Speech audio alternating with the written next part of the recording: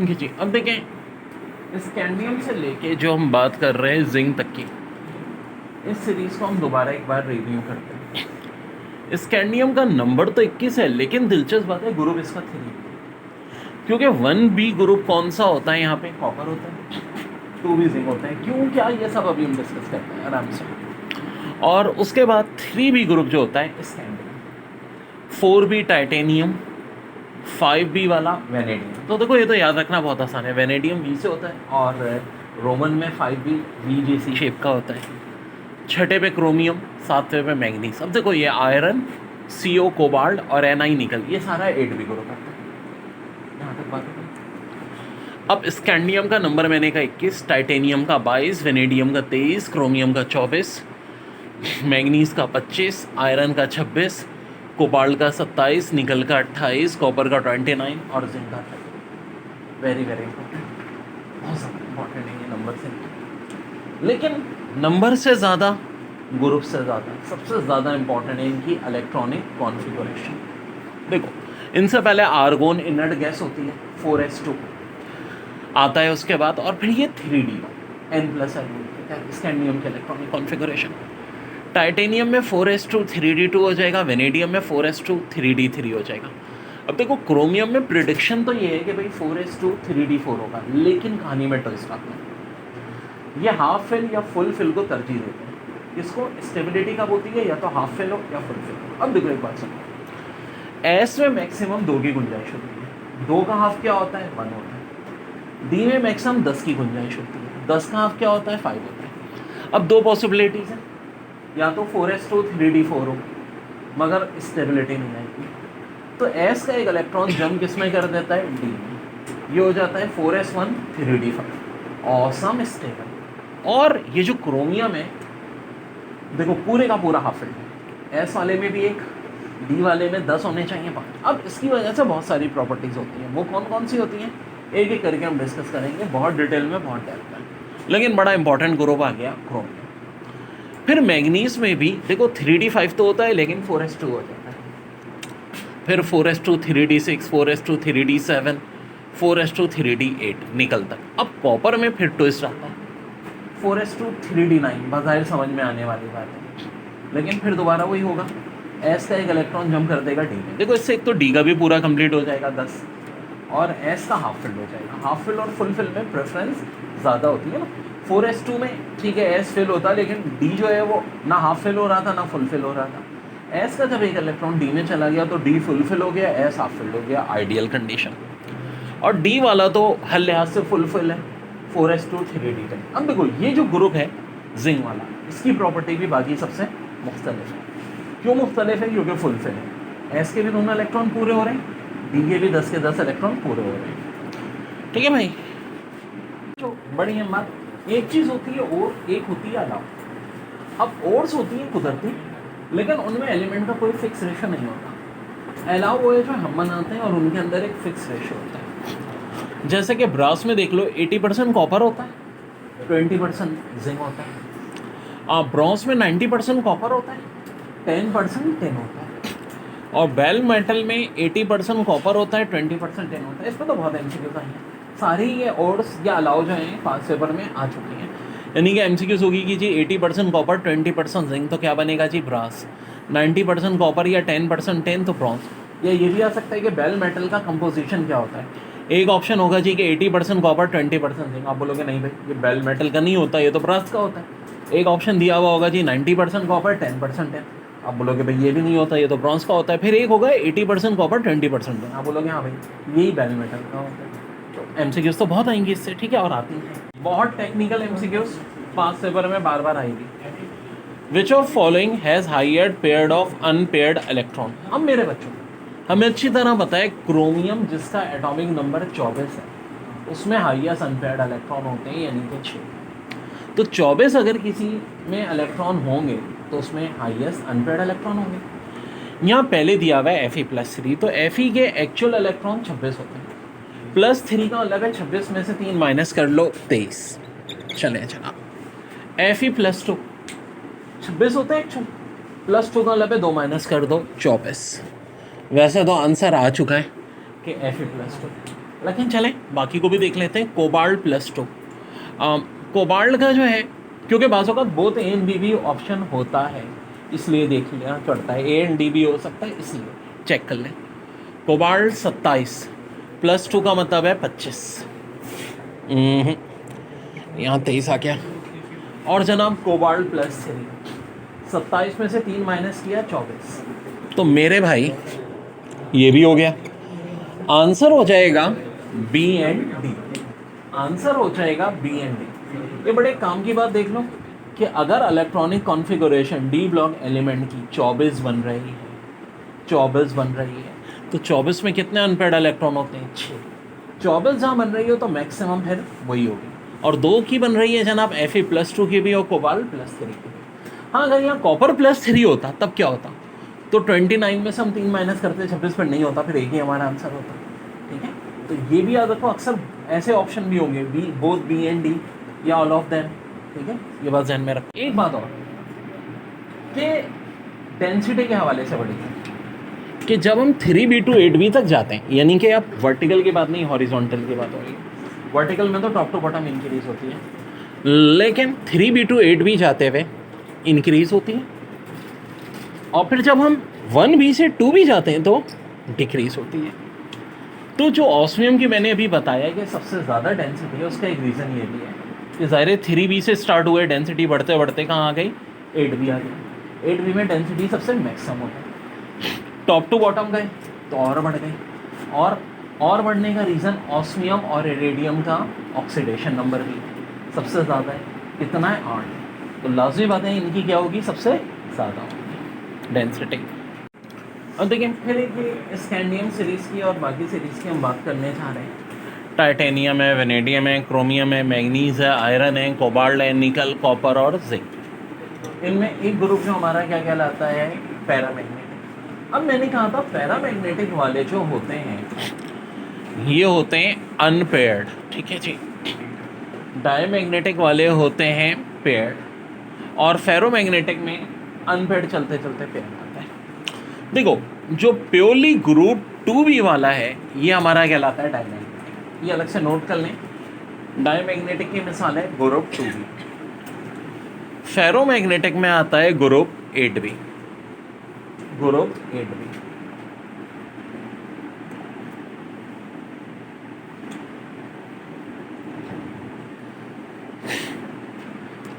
Paramagnetic का सबसे जो आइडियल होता है वो होता है ये वाला group 6b, group 6b।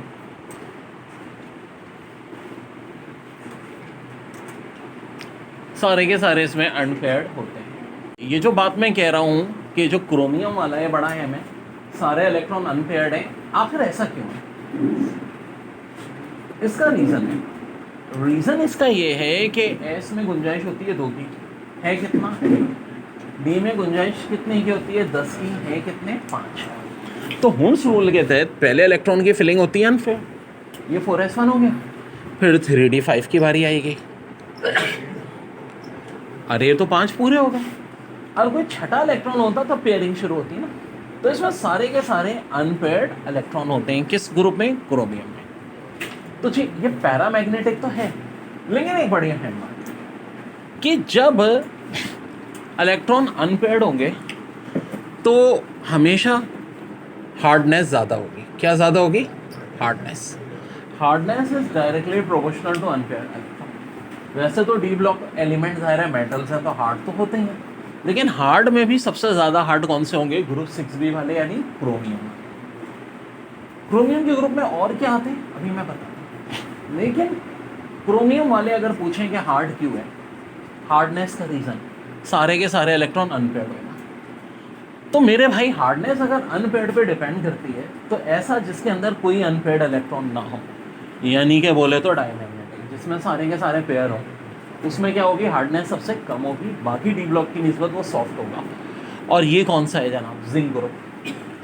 Zinc के नीचे कौन कौन से आते हैं? हाँ जी, कैडमियम और मरकरी। Zinc, cadmium, mercury. और मरकरी तो इतना सॉफ्ट है कि वो लिक्विड है ना। अभी हम पता चलेगा कि भाई क्या बहुत कुछ राज आज आपको केमिस्ट्री के पता चलेंगे। तो जिंक, कैडमियम एंड मर्करी, तीनों के तीनों क्या है, सॉफ्ट। और आखिर सॉफ्ट क्यों है? कोई पूछा भाई लो मियाँ इतना सॉफ्ट क्यों है ये नन्ना मुन्ना सा नाजुक सा, तो उसका रीज़न है कि भाई डायमैग्नेट है। ठीक है बच्चों, थ्योरेटिकल टॉपिक्स में या कंपाउंड में सबसे important compound examination point of view से सिल्वर नाइट्रेट, जिसका नाम लोनर कॉस्टिक है। देखो सिंपल सी बात है, सिंपल सिल्वर में आप क्या मिलाते हैं, HNO3। HNO3 बोले तो नाइट्रिक एसिड। इनके रिएक्शन में बनता है सिल्वर नाइट्रेट, नाइट्रोजन ऑक्साइड और वाटर यानी पानी।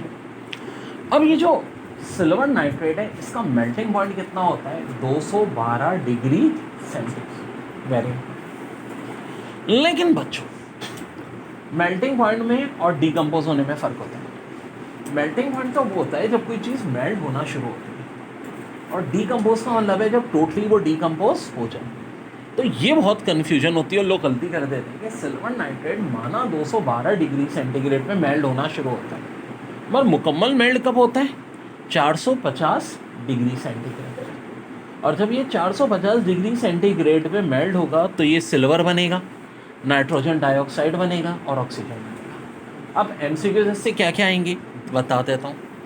पहले तो इसका कॉमन नेम पूछेंगे सिल्वर नाइट्रेट का, लोनर कॉस्टिक। सिल्वर नाइट्रेट का मेल्टिंग पॉइंट पूछेंगे 212 डिग्री सेंटीग्रेड। और फिर पूछेंगे कितने टेम्परेचर पे डीकम्पोज होगा, 450 डिग्री सेंटीग्रेड पे। और डीकम्पोज किन तीन चीज़ों में होगा, सिल्वर में, नाइट्रोजन डाइऑक्साइड में और ऑक्सीजन में। इन चीज़ें ऑक्सीडेशन नंबर आपकी बुक में दिया हुआ है कि जी मैग्नीज का ऑक्सीडेशन नंबर 7 जी बिल्कुल है, लेकिन 7 से ज़्यादा भी डी ब्लॉक एलिमेंट में 3 है जिनका ऑक्सीडेशन नंबर होता है। 7 से ज़्यादा क्या हो सकता है, 8। एक है रुथेनियम, एक है ऑस्मियम और एक है इरेडियम। कुछ ये एल शेप आ जाती है अगर देखें तो पीरियोडिक टेबल, रुथेनियम, ऑस्मियम और इरेडियम। इन तीनों की खास बात क्या है कि इन तीनों का ऑक्सीडेशन नंबर 8 है। अब देखिए ऑक्सीडेशन नंबर ज़्यादा होगा तो डेंसिटी ज़्यादा होगी। Oxidation number is directly proportional to density. अच्छा अब दिलचस्प बात है, density top to bottom increase ही होती है, चाहे 3B से 8B ग्रुप में जा रहे हो, चाहे 1B और 2B में जा रहे हो, टॉप टू बॉटम इंक्रीज होगी। ठीक है, इंक्रीज होगी। जैसे कि मैं बता देता हूँ, आयरन वाला जो ग्रुप है इसकी सबसे ज़्यादा होती है पूरे पीरियोडिक टेबल में। आयरन से डबल होगी रुथेनियम की, रुथेनियम से भी डबल होगी ऑस्मियम की, पूरे पीरियोडिक टेबल में सबसे ज़्यादा इसी। अब टॉप टू बॉटम इंक्रीज, यानी कोई भी ग्रुप हो, चाहे 3B से 8B वाला ग्रुप हो, चाहे 1B 2B हो, टॉप टू बॉटम डेंसिटी हमेशा क्या होगी, इंक्रीज होगी। सबसे ज़्यादा होती है ऑस्मियम की। ऑस्मियम के बाद इसका पड़ोसी इरिडियम, पड़ोस से बहुत फर्क पड़ता है पीरियोडिक टेबल में। ठीक है, नंबर 2 पे इरिडियम आता है। यार ज़ाहिर है दोनों का ऑक्सीडेशन नंबर 8 है। अब इससे अंदाज़ा कर लो कि जो ऑस्मियम है वो चीज़ें जो मतलब लोहा काट देती हैं, रुथेनियम को भी काट देंगी, लेकिन ऑस्मियम को काट नहीं सकती। जो एटमी रिसर्च लेबॉर्ट्रीज हैं इनकी दीवारें ऑस्मियम की बनती हैं। बड़े से बड़ा बम भी ऑस्मियम को नहीं तोड़ सकता। अगर ये मार्कर ऑस्मियम का बना होता तो मैं इसे इस तरह नहीं उठा सकता था। इसको उठाने के लिए 4 बड़े बॉडी बिल्डर चाहिए होंगे। एक ऑस्मियम का चमचा भी हिलाना बहुत मुश्किल काम होता है भाई, इतनी हाईली डेंसिटी है। ठीक है, ओके बच्चों, अब देखो अनपेयर्ड होने की वजह से कलर भी होता है, अनपेयर्ड होने की वजह से हार्डनेस भी होती है, लेकिन अनपेयर्ड होने की वजह से एक और चीज़ बड़ी अहम होती है, मेल्टिंग बॉइलिंग पॉइंट हाई होता है।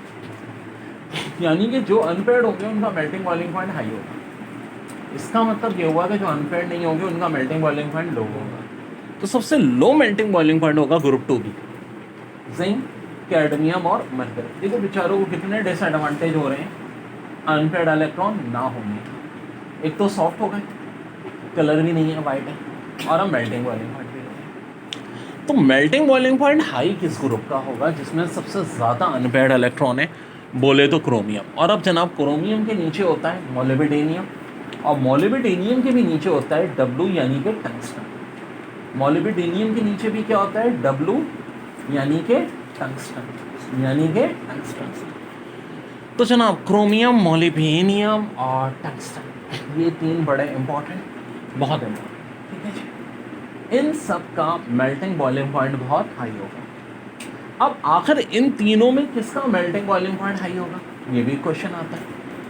और जिंक, कैडमियम, मरकरी का चले हमने माना बहुत लो होगा, इनमें भी लो सबसे ज़्यादा किसका होगा। तो ग्रुप ट्रेंड बड़ा दिलचस्प है। ग्रुप 3B से 8B तक टॉप टू बॉटम जाते हुए मेल्टिंग बॉइलिंग पॉइंट इंक्रीज होता है, यानी 3B to 8B, यानी ये zinc, titanium, vanadium, chromium, manganese, फिर ये ग्रुप 8B आता है में ये आयरन, कोबाल्ट, निकल सब आता है। टॉप टू बॉटम हम जाएंगे, मेल्टिंग बॉइलिंग पॉइंट इंक्रीज होगा। लेकिन कहानी में ट्विस्ट है, 1B और 2B में इंक्रीज नहीं बल्कि डिक्रीज होगा। ओह नो, इसका मतलब है जिंक से कम कैडमियम का, कैडमियम से कम मरकरी का।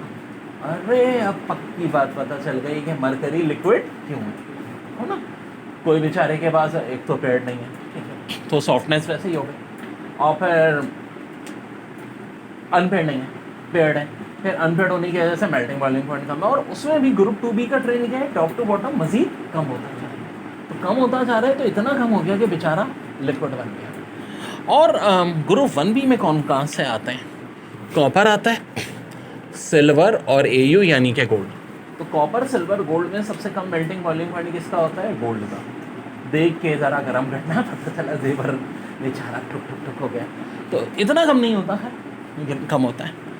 तो इसका मतलब क्या हुआ कि 1B 2B में तो टॉप टू बॉटम कम हो रहा है, लेकिन 3B to 8B में इंक्रीज हो रहा है। यानी कि बोले तो ये तो हमें पता है कि जो 6B ग्रुप है इसका सबसे ज़्यादा मेल्टिंग बॉइलिंग पॉइंट होता है पूरे पीरियोडिक टेबल में, तो सबसे ज़्यादा अनपेड इलेक्ट्रॉन है। लेकिन क्रोमियम से ज़्यादा मोलिब्डेनियम का होगा, और मोलिब्डेनियम से भी ज़्यादा होगा टंगस्टन का। यानी कि वो एलिमेंट जिसका पीरियोडिक टेबल में मेल्टिंग बॉइलिंग पॉइंट सबसे ज़्यादा है वो है टंगस्टन।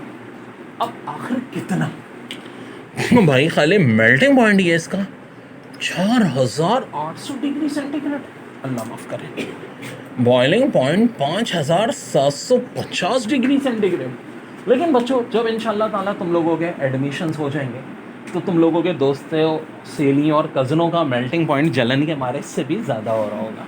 So don't.